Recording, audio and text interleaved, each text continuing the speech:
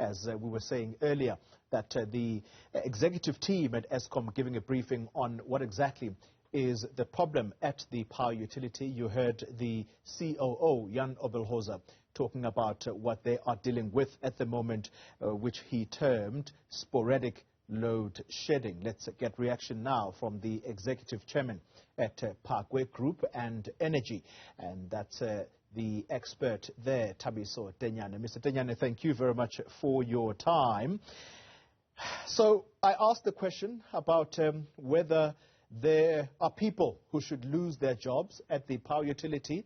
That was rebuffed to say that clearly it shouldn't be an area that we should even explore. So to your understanding, what is the immediate priority for Eskom in order for them to not plunge us to even higher stages of load shedding?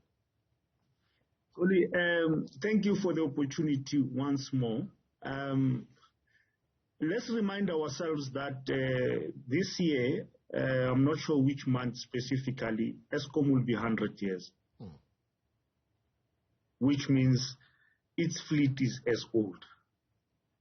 Therefore, then, when you raise that particular question, who needs to be fired, probably the entire cabinet and the country must be fired, because it means we failed to plan and recognize that we need new power capacity in order to feed the economy, in order to feed the industries, and proceed to replace whatever fleet and assets that we have.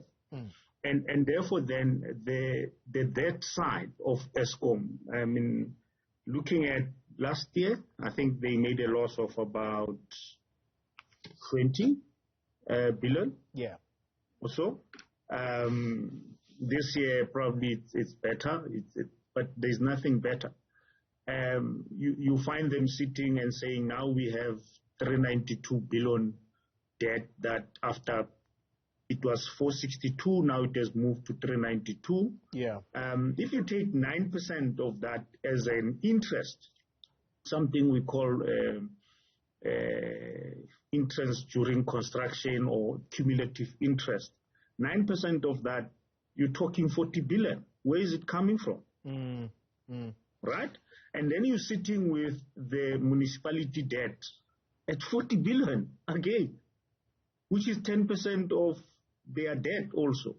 So we're finding ourselves in a situation, and just 2 weeks ago, we were talking about whether Eskom was justifiable to go for 20% vis-a-vis the 9.6% tariff increase that they were given.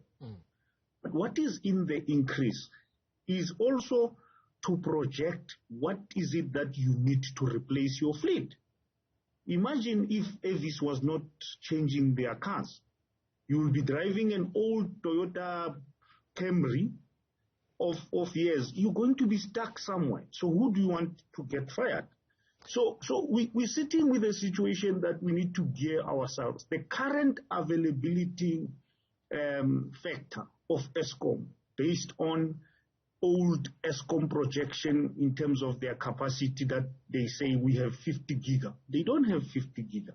The availability factor is 65%, which means 32,000 megawatts. Thabiso, let me come in there. Sorry to interrupt you.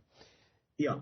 Can I ask whether you think the power utility Eskom has enough engineers or enough skilled engineers to deal with these old power stations? Because I did ask that other question as well, about whether the power utility is looking elsewhere as an outside of the country to try and get expert advice on how to deal with these power stations while we phase them out. We have people who know how to work them up until such time that the new power plants that are being built are operating optimally. And I'm not sure I got an answer there. How many times are you going to overhaul this engine that is old? How many times? Well, how many times do you overhaul the engine of a car that is old? So therefore, then I don't think issue of capacity at Eskom is a real issue. Of course, we have concerns that a lot of experienced people have left as a result of cutting down.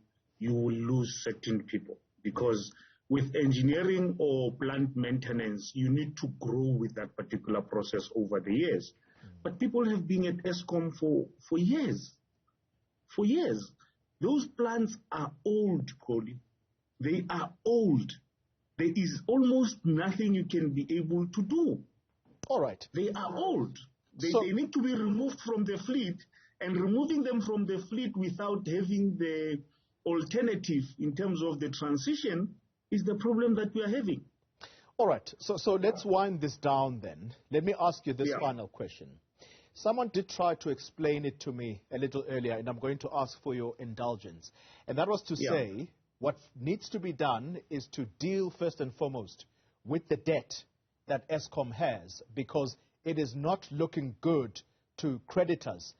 In all likelihood, they are refusing to extend any more credit, meaning money, to them.